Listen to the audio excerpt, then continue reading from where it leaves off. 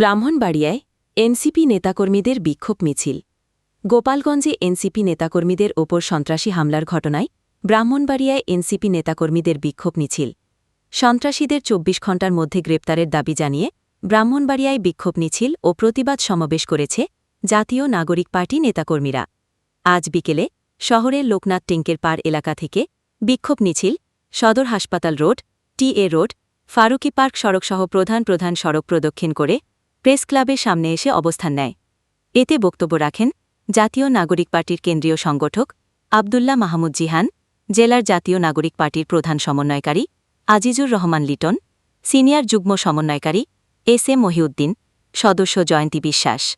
বক্তারা গোপালগঞ্জে জাতীয় নাগরিক পার্টির নেতাকর্মীদের ওপর নৃশংস হামলার তীব্র নিন্দা জানিয়ে বলেন, ২৪ ঘণ্টার মধ্যে গ্রেফতারের মধ্যে গোপালগঞ্জের সন্ত্রাসীদের আইনের আওতায় এনে কঠোর বিচার করা না হলে সারা দেশে কঠোর কর্মসূচি গ্রহণ করা হবে।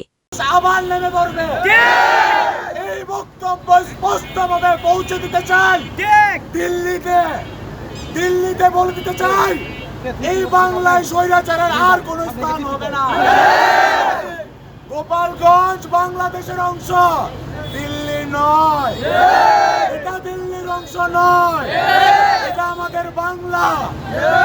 আমার দেশ, তোমার দেশ, বাংলাদেশ, বাংলাদেশ, তোমার দেশ। কোনো দালাল নয়, আমরা রাজপথ থেকে তৈরি হওয়া যোদ্ধা।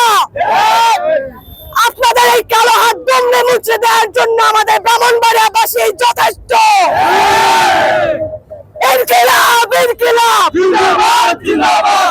আমরা গোপালগঞ্জে ১৬ জুলাই আমার জাতীয় নাগরিক পার্টি নেতৃবৃন্দ তাদের বহরে আক্রমণ করেছে, বিভিন্ন আগ্নেয়াস্ত্র বোমা মেরেছে। তার প্রতিবাদে আমরা গতকাল বিক্ষোভ করেছি। কেন্দ্রীয় নেতৃবৃন্দের নির্দেশে আজকেও আমরা একটি প্রতিবাদ বিক্ষোভ মিছিল করেছি। ভাই ও বন্ধুরা, ১৬ জুলাই আবু সাইদের মৃত্যুর দিন তারা এই হামলা করেছে। তারা চাচ্ছে জাতীয় নাগরিক পার্টিকে আঘাত করলে তারা থেমে যাবে, তারা দুর্বল হয়ে যাবে। ভাই ও বোনেরা, জাতীয় নাগরিক পার্টি গোপালগঞ্জ হয়ে সারা বাংলাদেশে এই পথ শোভাযাত্রা করবে। ভাইয়েরা, আমি বলতে চাই, গোপালগঞ্জের ডিসি সাহেব, গোপালগঞ্জের এসপি সাহেব, তারা এই দায়িত্ব অবহেলা করেছে। আমি চাই এই তারা যারা করেছে তাদেরকে দৃষ্টান্তমূলক শাস্তি ব্যবস্থা করতে।